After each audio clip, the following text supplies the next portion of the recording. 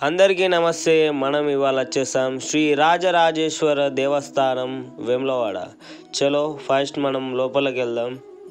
లోపలికి వెళ్ళగానే రాజేశ్వరుడు మనకి గుండు వేయించుకుందామని అన్నాడు. అరే నాతోడు కాదు, నువ్వు మాత్రం చేయించుకో, నాకు ఆల్రెడీ సగం గుండె ఉంది బట్టతల. ఇట్లా చెప్పంగానే పోయిండు, టికెట్ తీసుకుండు, గుండు కూడా తీసుకున్నాడు. ఆ గుండు పాపం పక్కకు చిన్నపిల్ల ఉండే, మస్తు భయపడ్డది అనుకోని గుండు తీసుకోగానే పోయినాం. ఆడు ఫోన్ పట్టుకున్నాను, అది ఆ లాకర్లో పెట్టిరమ్మన్నాడు. కానీ మేము పెట్టలేము, తీసుకుపోయినాం లోపలికి. తెలుసా జనగణమన నేను ఎవరికినా ప్రదక్షిణ చేసే టైంలో ఫోన్ వచ్చింది. ఎవరబ్బా అని ఫోన్ లేపితే కంపెనీ. ప్రదక్షిణ అయిపోయింది, దర్శనం అయిపోయింది. పక్కకి దక్షిణామూర్తికి కూడా మొక్కేసుకున్నాం మనం. చూడండి పబ్లిక్ అయితే చాలా మంది వచ్చినుండే మనం పోయిన రోజు. ఈ అన్ని పనులు అయిపోయినాయి కాబట్టి ఒక 2-3 ఫోటోలు దిగుదామని ఫోటోలు దిగినాం. ఈ గుండోడు చూడు రెట్లా దిగిండు. వేములవాడ దర్శనం అయితే అయిపోయింది. ఇప్పుడు మనం నాంపల్లి లక్ష్మీనరసింహస్వామి దేవస్థానంకి పోదాం. ఈ నాంపల్లి గుట్ట వచ్చేసి మనకి వేములవాడ నుంచి 2+ కిలోమీటర్స్ ఉంటుంది. ఆడ ఆటో ఎక్కితే డైరెక్ట్ గుట్ట మీద దించుతాడు మనకి. ఇక గుట్ట మీదకి వచ్చినాక టాప్ వ్యూ ఇది. ఫస్ట్ మనం దర్శనం చేసుకొని నెక్స్ట్ ఆ కృష్ణుడి దగ్గరికి వెళ్దాం.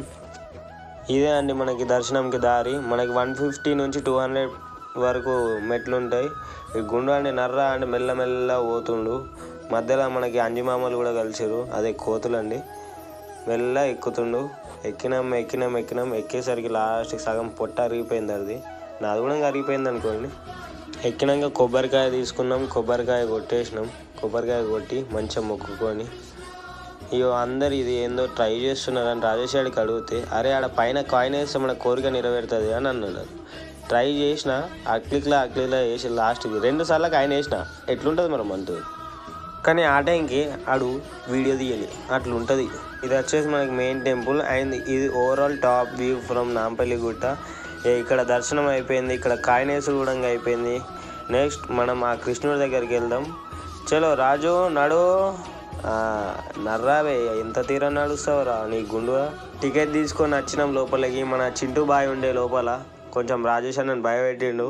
అట్లిట్లా చేసి ఆ గుండువాడు దాటేసి మెల్లమెల్ల వచ్చేసిండు లోపలికి. చింటూ బాయ్ పర్మిషన్ ఇచ్చినందుకు థ్యాంక్ యూ.